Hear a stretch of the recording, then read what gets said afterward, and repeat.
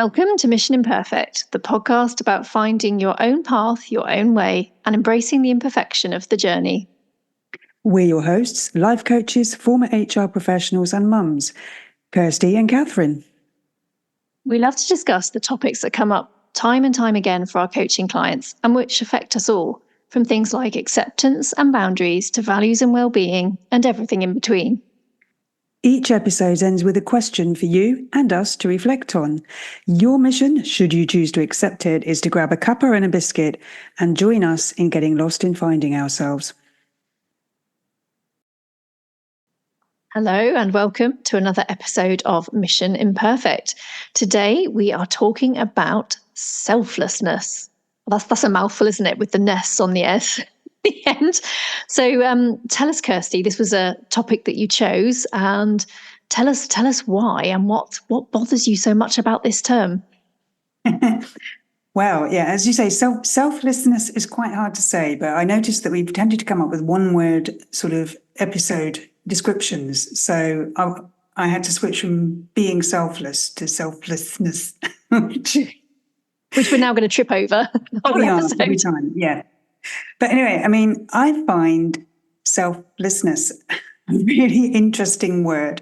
I mean, the definition, because we like a definition, is concern more with the needs and wishes of others than with one's own. So it's basically about prioritizing, giving over taking or receiving, right? Quite straightforward.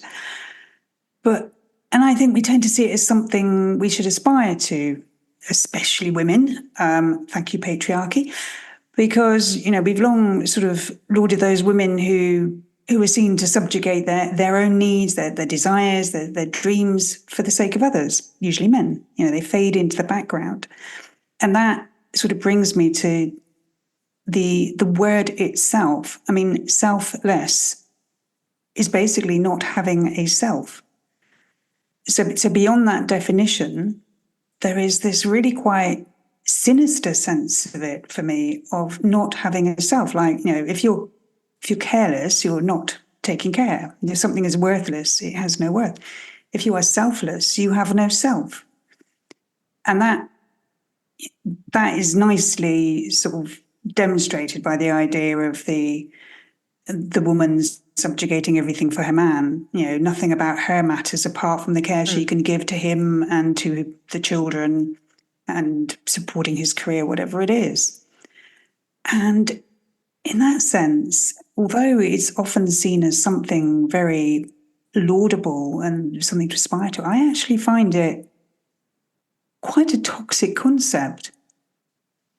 Yeah, well, now you've described it like that, I'm slightly horrified, because we get the term, like you said, careful, careless, makes perfect sense. We don't worry about the meaning of that. But selfless, no self, like you matter so little that there is no self to worry about. That's that's horrible, quite frankly. It is, isn't it?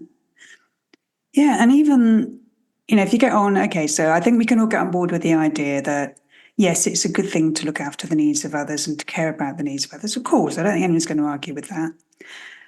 But there's a paradox underlying this idea of selfless, because how can you give of yourself to others if you're not supposed to have a self? So it's, you know, that's a tricky thing to get your head around. If you're not building up yourself, if you're not doing things to make the most of yourself and who you are, how can you best serve others? What have you got to give? Yeah, I guess we were talking about this a little bit before, and I see it as a sort of scale. I'll be honest, I don't really think about selflessness, partly because I can't say it, I think. I'm not going to concern myself with words I can't say. So, but there we go. Well, I'll say being selfless just to make it a bit easier. I don't concern myself with it that much, because I guess I see it as a little bit of a scale. If you've got selfish at the other end, and I think we can probably all agree, if you're described as selfish, that's not something that we're going to take particularly well. It's got quite negative connotations, hasn't it? It sort of means me first, don't give a damn about anyone else, and I want, I need, I must have kind of thing. It's got that kind of connotation to it. actually, I think that's probably doing it a bit of a disservice. And I think we'll talk a bit more about that. But if you've got that almost like at the really far end of the spectrum of being selfish and then being entirely selfless, if that's even possible at the other end, I think for me, it's about what's some kind of happy medium compromise where, you do matter because you can't, we like this phrase, don't we? Pouring from an empty cup, because if there's nothing to give, you can't actually do anything. So we have got to look after ourselves. But yes, absolutely caring and giving to others. And I think as mums and as parents, we do get very used to thinking of, well, our children, don't we, ahead of ourselves. But I think it's nice to think that sometimes it's like, well, actually, I need to be a little bit selfish and do something for me in order to be able to look after and do all the things that they want to do as well. So I kind of try and think of a nice middle ground rather than at the extremes. Yeah, I know. I'm thinking now, what is the appropriate term for that middle ground? Because it, as you say, yeah, we need a new word. We'll have to come up with one. If we think of one, we'll put it in the notes. Yeah, if anybody else can think of one, we'd love to know. Yeah, but then I think there's also another aspect of this whole selfless thing is that if you are being selfless, putting yourself into the service of others, you're not supposed to benefit from it. It's around the needs of others, not your own. And yet, I would argue that often helping others meets our own needs. And that can be a less healthy thing if that gets linked to sort of people pleasing and validation. But when it's linked to your sense of purpose, when it's around fulfillment of something that matters to you,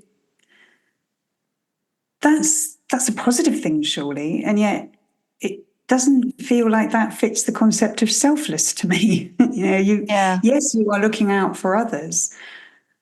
But I mean, in the definition, it says concern more with the needs and wishes of others than with your own. But if you are benefiting from it, if it meets your sense of purpose, you're not prioritizing somebody's needs more than your own, but you're still doing a really good thing. So is it only selfless if you don't like doing it? Well, I don't know. Does it have to be? You'd like to think that you could do something that's nice for somebody else and shows that you're perhaps putting their needs higher or more, like you said, than your own, but maybe not to your absolute detriment. I don't know. Is that even possible? Do you think? I think it is, and I think we're doing it all the time. I think my issue is more with the way we use the word and the concept and the kind of associations that maybe subconsciously it can have for people, because maybe I'm wrong here, and I'm willing to be shouted down on it, but if it's something that tends to apply far more to women, women are much more expected to be selfless and to fade into the background than men are. And that bothers me in terms of what it says about how we should be looking after ourselves, how we're allowed to look after ourselves. And I know that many women feel guilty for looking after themselves. They are so busy trying to meet everybody's expectations around being the perfect wife, the perfect mother, the perfect daughter, the perfect colleague, the perfect manager, the perfect friend. The list goes on and on. And if at some point they draw back and say, no, I need to do something for me, they feel bad about that. They feel bad about not saying yes to everything and maybe, shutting themselves away with a book and a cup of tea when they should be doing something that they were asked to do, or, cooking a healthy dinner instead of looking for a takeaway menu. Yeah. Not speaking personally, obviously, shocking behaviour. And I do it all the time. And yet, that sort of behaviour of saying, no, I'm not going to do that because I'm exhausted and I need a break. I'm going to get takeaway because I need some time to myself. That does not meet the definition of selfless. And yet it facilitates all the serving of others. Mm. Do you know, I wonder if it's something that people are getting a little bit more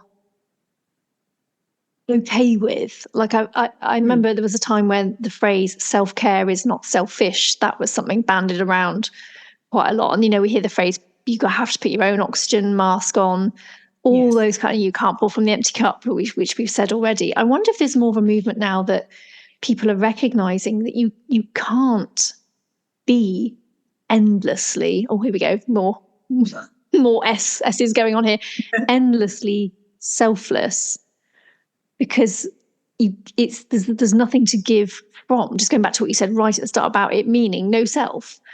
Well, if there is no self, there's nothing to give from at all. So I wonder if, I'm not saying maybe it's become absolutely healthy, but do you think people are getting a bit more okay with acts of what might be deemed as vaguely selfish, by putting themselves actually first for a change or once in a while? I think things are getting better. I think the message is getting clearer, but I also think it may still be a more superficial thing for a lot of us than a truly embedded. I've lost the word. Yes, something that you truly believe. It's something that sort of on a rational level you understand and you accept, but it's not really embedded as a way that you can behave. Yeah. Would you agree? Yeah, I think you still are on something there. And I think it's partly because we said what we said very early on about, well, you can look at historical ways in which women have been in very much in the backseat. You know, we didn't vote and all kinds of things that meant we didn't matter for such a long time. Luckily, we've moved past a lot of that right now. But I still think we have issue with this idea of being selfish. It's like something very undesirable to be labeled as selfish. Yeah. So I guess ironically, you've pointed out a lot of flaws with the word selfless.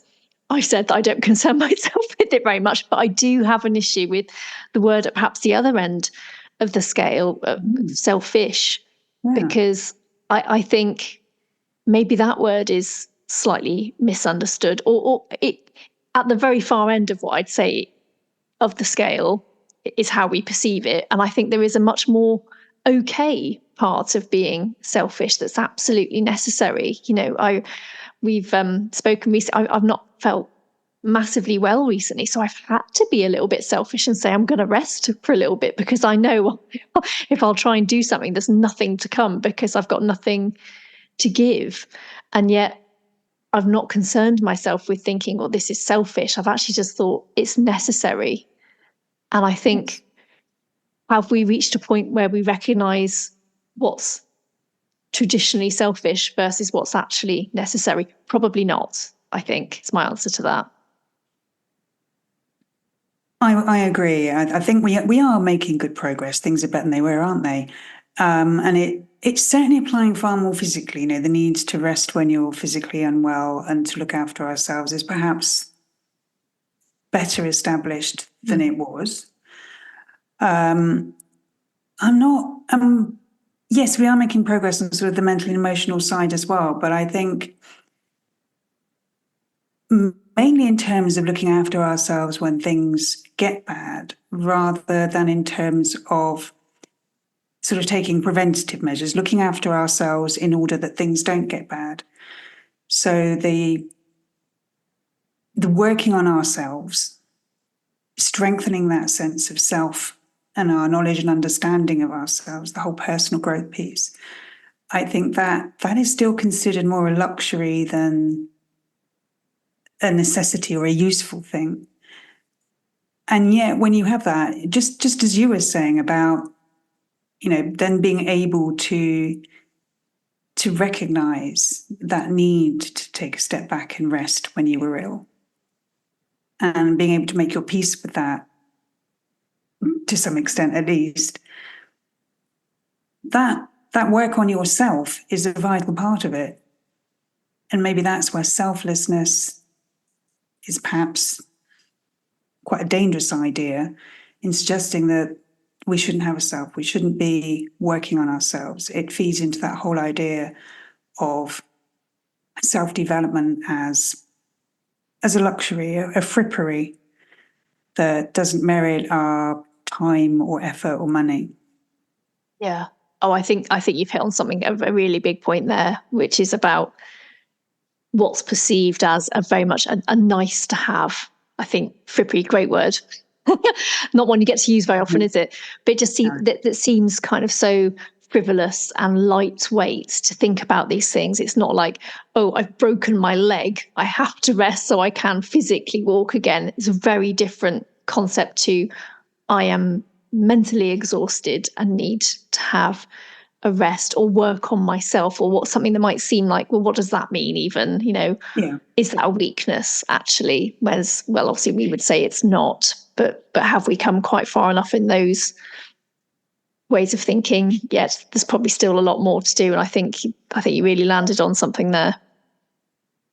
Yeah, it's interesting, isn't it, how we are making that progress, but even though these kind of messages are so often put out there and said, I don't think they are really anywhere near really embedded yet. But we'll keep doing our bit. No, yeah, let's keep going. So here we are. Let's help create this healthier take on it then, Kirsty, because I think you've got some really great messages to share here. Well, I mean, based on all, a lot of this might sound like wordplay that we've been talking about, but I think it does play into that sense of what it is to be selfless and our expectations around what it should be like and how it should feel. But the first thing I think is to celebrate the fact that doing good shit can actually be fulfilling and enjoyable. It doesn't have to be selfless in the sense of, a subjugation of all that we are in order to serve others. It can be fulfilling. It can meet a sense of purpose in us. And that's a good thing. Why not make the most of it? Everyone's happier. That feels like the ultimate win-win to me. And yet, I'm not sure it could be classed as selfless. And,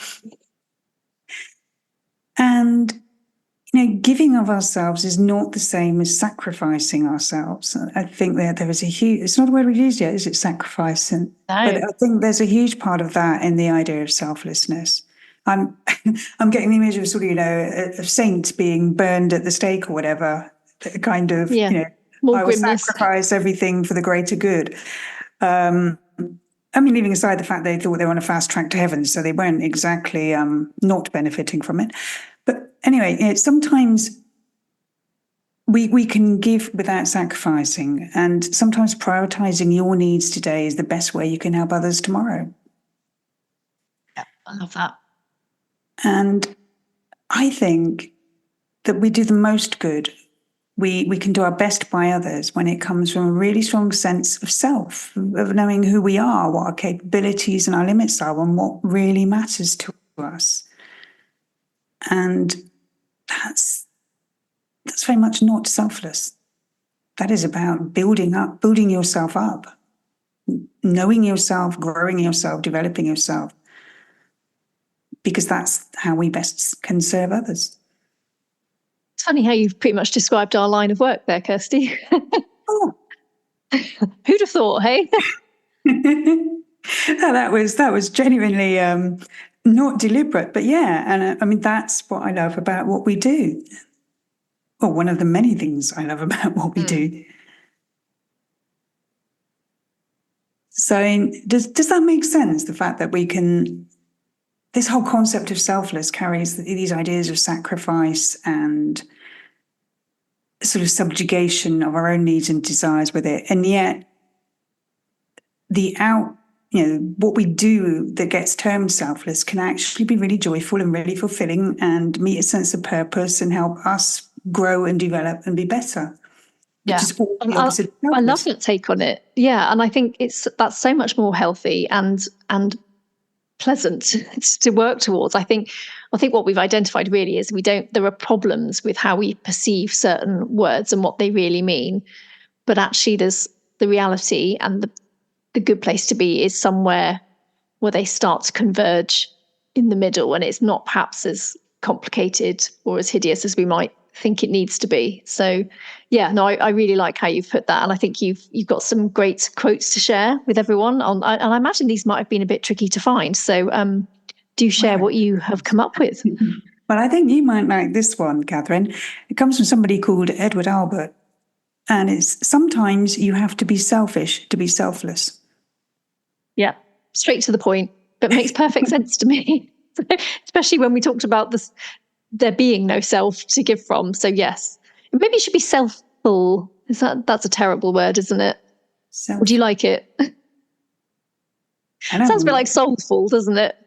Well, what should we be full of if not ourselves? Yeah, exactly. Yeah, selfful. I like that.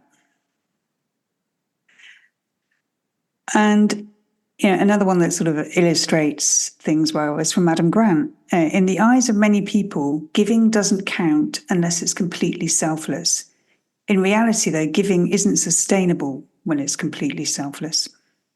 Yeah, I think you have explained that very, very well today. And yeah, it's not sustainable, and perhaps not even really applicable in many cases anyway. Yeah, it's we're allowed to look after ourselves in order to give, both physically, emotionally, and mentally. So, a question, because we always finish with a question. So, this week, consider an area in your life where you're feeling drained and resentful, or maybe in danger of being so, by what you're giving.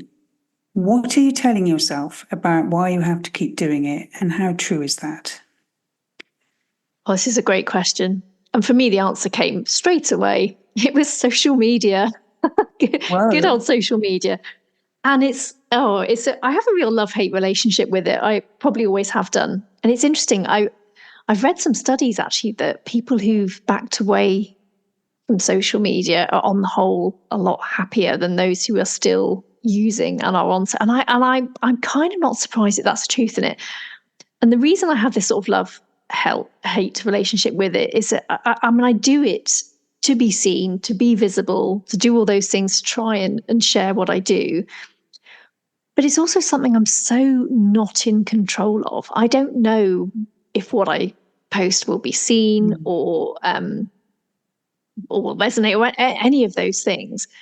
And so I guess where my resentment comes is, and I think I'm giving my precious time to this, possibly fruitlessly. And yet I worry that there might be some fruit there. So that's why I still potentially do it. So I have this kind of, like I said, sort of love-hate with it. But I'm trying to strike a healthier balance with it. I know that one of the messages I probably am saying is that I feel like I should be there because I'll be missing out if I'm not there. And yet, bizarrely, I was tuning into a podcast this week. I'm allowed to listen to only the odd one or two elsewhere. And someone was literally saying they took their business off social media in 2021, and they're doing really well. Now, to be fair, they had a big audience and sort of corporate links before they did that. But I just thought it was so interesting that I came across that podcast this week when I was feeling particularly, narky about social media. So of course I listened with great interest, but it is then about what are the realistic alternatives. But I like to think I'm quite pragmatic about these things. If I now know I feel a bit resentful about social media, well, what am I going to do about that? What will I do to change my relationship with that so it feels a bit more balanced? I'm all about things being in a greater sense of balance. I've talked about my feelings about selfless and selfish being at sort of opposite ends and happier grounds in the middle. So I'm all about trying to find where is my happier middle. I don't think I'll go cold turkey. I can't imagine quite giving it up entirely, but having a better sense of it, if that all makes sense. But I'll let you know how I get on with that. It does, and I think when you keep giving to the point that you're feeling that drained and resentful, when it's not fulfilling you, it just changes your whole relationship with the giving of it, of the doing of it, doesn't it? Yeah, absolutely. And I don't want that, because I think it would be sensed, If it feels like, oh, here's something just because, then what's the point, really? I'm definitely wasting my time if that's my relationship with it. So do tell us yours. What's something that's possibly, or maybe is already, making you feel drained, resentful, or both? Well, this is something that happened to me recently when I realised that in the volunteer role I do, I was starting to feel knackered and really quite cross about things. And I realised I was saying yes to everything. So all the cries for help that went out there, I volunteer with a charity which is, the service is provided entirely by volunteers. We have to do everything. So that there's lots of sort of swapping of stuff around other. We have to do shifts, and life happens, and people have to swap around. We need people to step in to do stuff at the last minute. We need to do all sorts of bits and pieces in addition to what we originally signed up for. So these questions and requests go out, and they're mostly generic. It's, can someone help with this? And I realised that I was jumping onto everything and taking it more as a, can you help, taking it quite personally, and then feeling that I was just doing far too much, and I was telling myself, it's the right thing to do. It's more important than having me time, and I should do it and should want to do it. It's not fair to expect others to do it. If I won't, I'm probably better placed than most to do it. I should be willing to sacrifice the things I want to do. And just all that alone, I'm thinking, it sounds a little bit crazy and unfounded and martyrish, frankly. Is that a word? Probably should be. So, those things can, it's like it's about finding that middle ground. Sometimes I can say yes to things, and sometimes I'm allowed to say no to things, and that's okay. So once I started applying that, and also really sort of tuning in to how I felt about it. If I said yes, if I thought about saying yes, what did I actually feel when I said yes? And if it was that sort of sinking, tight feeling, then I shouldn't be saying yes. Whereas it was, yeah, whatever. Or, yes, let's do it. Then, yeah, I'm going to do it. Once I twigged that and started not leaping into the breach every time, it's not even like I actually had to say no. I just didn't have to say yes. Pretend you didn't get the email. Even better. Oh, I didn't see that one. Shh, don't tell people. It's something that simple made me feel so much better. And I went from a point where I was thinking, maybe I need to take quite a significant sabbatical doing this. Maybe I just need to stop altogether. And I've just sort of finessed what I'm doing to that point. I'm now going, can't believe I was thinking about doing that. I'm fine. It feels much that's better. A really good example of bringing us back to that happier middle ground, because I think clearly you do this because it does give you something of value and purpose, but it has to be within reason and not to your detriment. And it sounds like because you were feeling obliged to say yes more often than you really wanted to, it was heading in that direction. Whereas now what you've done is just drawn it back towards the middle, where you're not always going to say yes, it's your choice. So you can have that sense of the meaning and the purpose and the giving, the good stuff, but on your terms and when that's okay. So I think that's a really good example of it striking the middle ground. Absolutely. And, the work we do, I've heard a lot of people describe the volunteers who do that work as selfless. And yet I know for me, it is absolutely one of the most rewarding things I've ever done. And I haven't spoken to any other volunteer who feels differently. We are all benefiting from doing it too. It's not selfless, and we learn about ourselves in the process. On which note, let's wrap up this episode with just a reminder of the question. So, where are you feeling drained and resentful, or in danger of becoming so? What are you telling about why you have to keep doing it, and how true is it? Because that can be a game changer. Until next week, goodbye. Thank you for listening to this week's episode of Mission Imperfect. Please visit the show notes for details on how to contact us and for any resources we may have on the topic discussed. Until next time, keep being imperfectly you. No one does it better.